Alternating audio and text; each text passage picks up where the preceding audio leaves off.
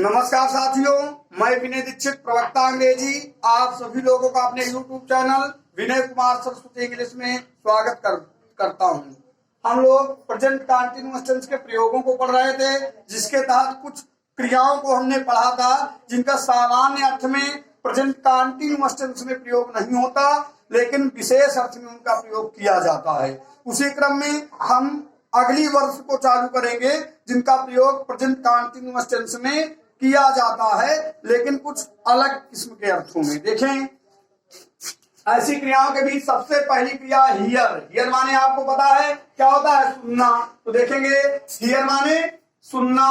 Video number 5A upload कर दिया गया था, 5B है, देखिए। हियर माने सुनना।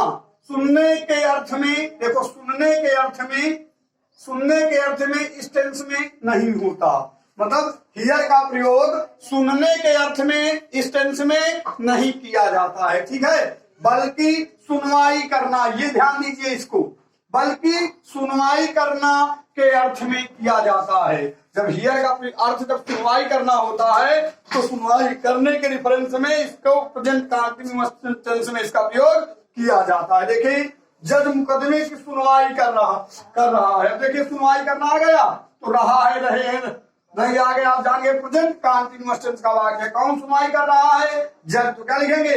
द जज। क्या लिखेंगे इसके बाद? इज। सुनवाई करने की इंग्लिश हियर में आईएनजी, हियरिंग क्या?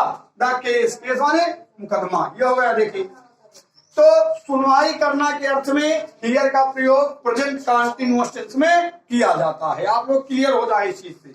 अगले हम उसको देखेंगे, अपीयर।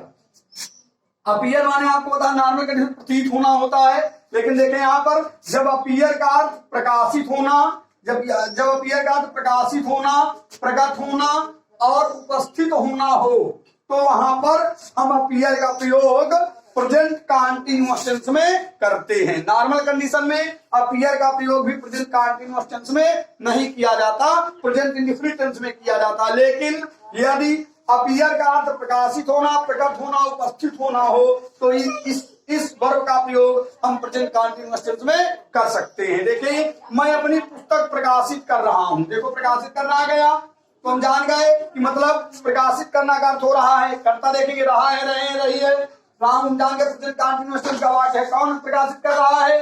मैं इंग्लिश आई। इसके बाद क्या लगाएंगे? I am. अब देखो, अपीयर माने प्रकाशित करना भी होता है, तो अपीयर के मतलब सेंस में, प्रकाशित करना के सेंस में यहाँ पर हम इसमें आईएनजी लगा देंगे। क्या हो जाएगा?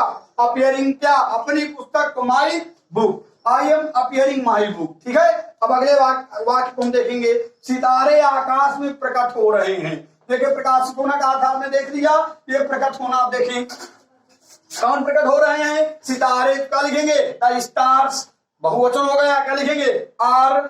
अब प्रकट होना के इंग्लिश अपीयर। अपीयर में क्या लगा देंगे? आईएनजी। अपीयरिंग कहाँ? इन द स्काई, आकाश में, ठीक है। और अगले वाक्य को देखें, नायक हमारे सामने उपस्थित हो रहा है। क्योंकि तो उपस्थित होना, इसके लिए भी मतलब अपीयर का ही प्रयोग किया जाएगा।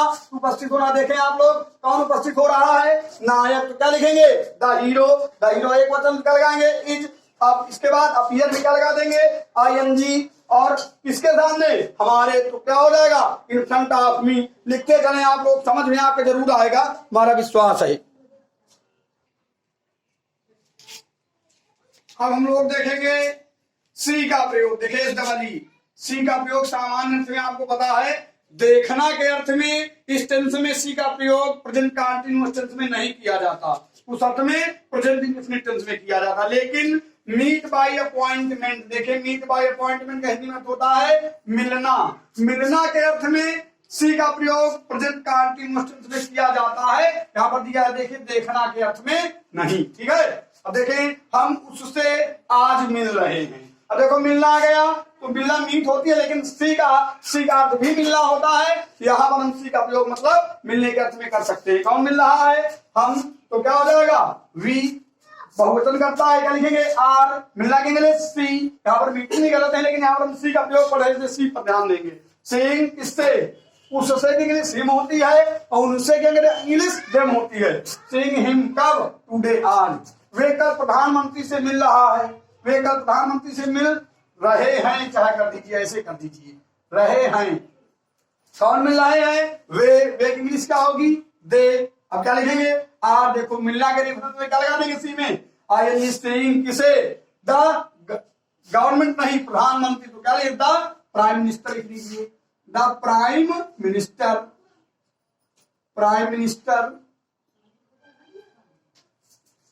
दे are meeting the prime minister कब, टुमारो। अब देखिए एक चीज और, थिंक जो तुम्हारा शब्द है, थिंक वर्ड जो है, देखिए थिंक का प्रयोग जब इस टेंस में होता है तो इसका अर्थ संभावित चीज पर विचार करना।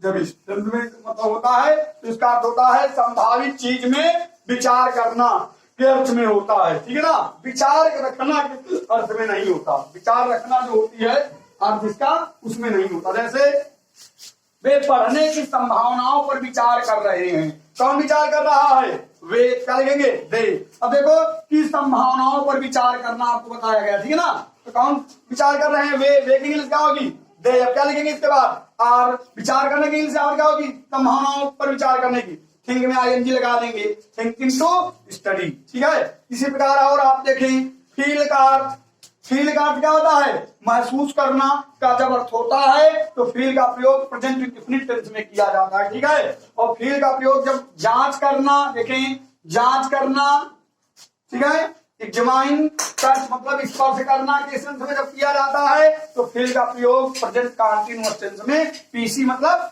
प्रेजेंट कंटीन्यूअस टेंस में किया जाता है। और आपको बता रहे हैं, आगे लिखते जाएं आप लोग जो है।